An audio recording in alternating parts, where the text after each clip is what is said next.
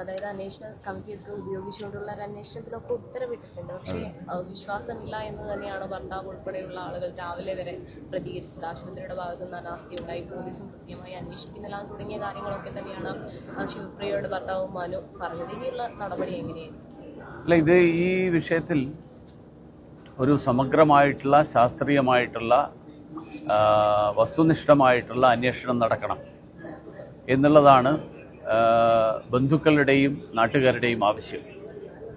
അത് ഫലപ്രദമായിട്ട് നടക്കണം എന്ന് ഉറപ്പുവരുത്താൻ വേണ്ടിയിട്ടാണ് ഞങ്ങൾ ഇന്നലെ സർക്കാരിൻ്റെ തീരുമാനം ഈ കാര്യത്തിൽ ഉണ്ടാവണം എന്നാവശ്യപ്പെട്ടത്.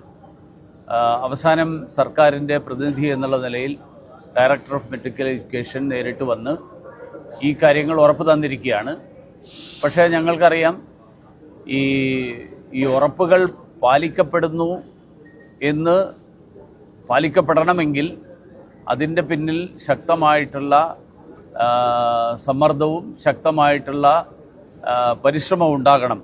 അതുകൊണ്ടാണ് ഞങ്ങളെല്ലാവരും ഇന്നും ഇൻക്വസ്റ്റ് നടക്കുന്നത് RDOവിൻ്റെ സാന്നിധ്യത്തിൽ തന്നെ ആയിരിക്കും എന്ന് ഉറപ്പുവരുത്താൻ വേണ്ടി ഇവിടെ വന്നിട്ടുള്ളത്.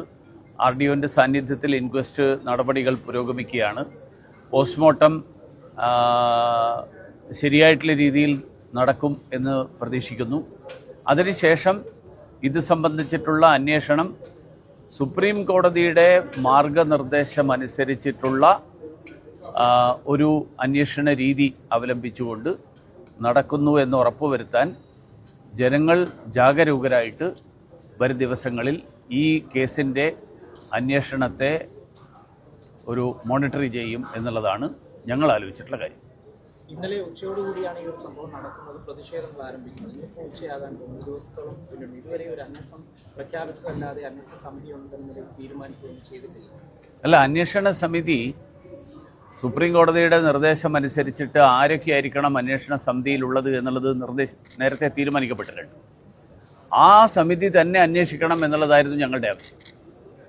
കാരണം കേരള സർക്കാരിൻ്റെ തന്നെ ഉത്തരവ് 16/6/2008 കേരള സർക്കാർ ഇത് സംബന്ധിച്ചിട്ടുള്ള ഇതുപോലെയുള്ള സംഭവങ്ങളിൽ ഏത് തരത്തിലുള്ള അന്വേഷണമാണ് നടക്കേണ്ടത് എന്ന് വളരെ കൃത്യമായിട്ട് നിർദ്ദേശിച്ചിട്ടുണ്ട്. പക്ഷേ സർക്കാരിൻ്റെ നിർദ്ദേശങ്ങൾ പാലിക്കപ്പെടാറില്ല എന്നാണ് പലപ്പോഴും കോടതികൾ ഇത് സംബന്ധിച്ചിട്ടുള്ള പരാമർശങ്ങൾ നടത്തിയിട്ടുള്ളത്.